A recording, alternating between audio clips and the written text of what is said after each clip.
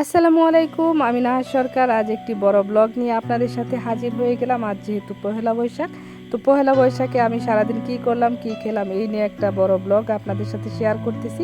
কার কেমন লাগবে অবশ্যই কিন্তু কমেন্টে জানাবেন। তো আজকে আসছি আমার জামাইয়ের বড় বোনের বাসায়। তো তাই সে আমাদের দাওয়াত করেছে।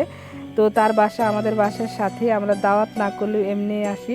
তো আজকে যেহেতু পহেলা বৈশাখ, তো সে আমাদের পান্তা ভাতের দাওয়াত দিয়েছে। তো সবাই একসাথে হবো। আসলে সবাই একসাথে হওয়ার কিন্তু মজাটাই কিন্তু অন্যরকম। খাবারটা বড় কিছু না, আসলে আমরা সবাই একসাথে খাবো, এটাই হচ্ছে বড় একটা ব্যাপার স্যাপার। তো এখন আছে কচু পাতা, ডিম, আলু ভর্তা, শাক ভাজি, মরিচ, পেঁয়াজ, এগুলো দিয়ে খাবো পান্তা ভাত।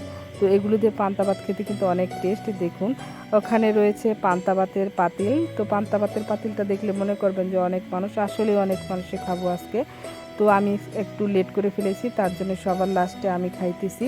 তো ভিডিওর সামনে তো সবাই আসতে চায় না, তো সবাইকে তো ভিডিওর সামনে তারা আসতে লজ্জা পায়। তো আমি আমার ভিডিওটাই শেয়ার করতেছি।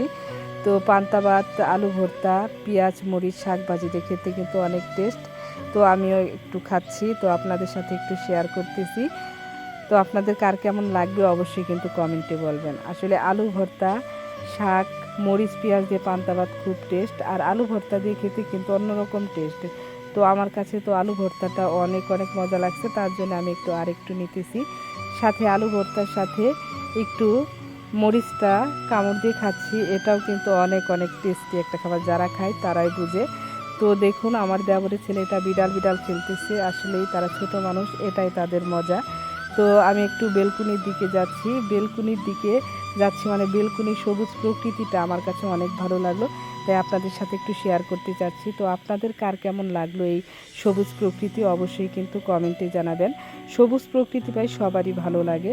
তো এখন যাচ্ছি বাহিরে, যেহেতু বাহিরে চোলার পাড় আছে। তো চোলার পাড়ে আজকে কিন্তু অনেক ভালো ভালো খাবারের আয়োজন করা হচ্ছে, মানে যেগুলো আমরা সচরাচর খাই না। তো দেখুন আমরা এখন চোলার পাড়ে যাচ্ছি। দেখুন এখানে বাজা হচ্ছে চাউল, চাউলের সাথে হচ্ছে নিম পাতা, এগুলো কিন্তু থেতো করে তিতা খাওয়া হবে, যেহেতু সবাই একসাথে হয়েছি তাই। দেখুন এখানে পেঁয়াজু ভাজা হচ্ছে, আর এই গরম গরম পেঁয়াজুর সাথে মুড়ি হলে কিন্তু অনেক মজা। তো মুড়িটাও এসে পড়লো, পেঁয়াজুর সাথে মুড়ি অনেক টেস্ট। এখন ডাউল, বিরিয়ানি এগুলো খাবো আমরা দুপুরে, যেহেতু দুপুর হয়ে গেছে, তাই আমরা দুপুরে একটু বিরিয়ানি, ডাউল খেলাম। তো সবাই মিলে, আমার দেবরটাকে দেখুন কি সুন্দর, অনেক অনেক সুন্দর লাগতেছে সবাইকে, সবারই সাজুগুজু। তো সবাই একটু বিরিয়ানি খাইতেছে, বড়া খাইতেছে, মুরগির মাংস দিয়ে বিরিয়ানি। আর আমার দেবরের ছেলেটা কান্না করতেছে, ভাসুরের মেয়েটা কান্না করতেছে, ওই পাশে আমার দেবর আচার খাচ্ছে। কি খাইতেছেন? আচার। কিসের আচার খাইতেছেন? জলপাই। আর কি আছে? আর কি কি আছে? স্বাদ লাগলো। কি কি দিয়ে আচার এটা? এটা জলপাই আছে, কালিজিরা আছে, বড়ই আছে, সবকিছু মিলে একটা কম্বিনেশন আচারের সাথে। খুব মজা, পারফেক্ট খুব taste. For your life and health. আসলে সবাই মিলে খাওয়ার মজাটাই কিন্তু অন্যরকম না, সেই টেস্ট। পরিবারের সবাই মিলে আজকে মনে হচ্ছে ঈদের মতো মনে লাগছে। আমরা মাঝে মাঝে এরকম ঈদ হয়, আমাদের এই তিনটা না, আর বেশি ঈদ হয় পরিবারের সদস্যরা। আমার জামাই দোলনাতে দোল খাচ্ছে। তো আমি আবার ঘুরে ফিরে এলাম, আবার একটু বাইরে বের হলাম, বাইরে একটু দোলনাতে বসার জন্য, যেহেতু আমার জামাই বসেছিল, এখন আমি বসতেছি।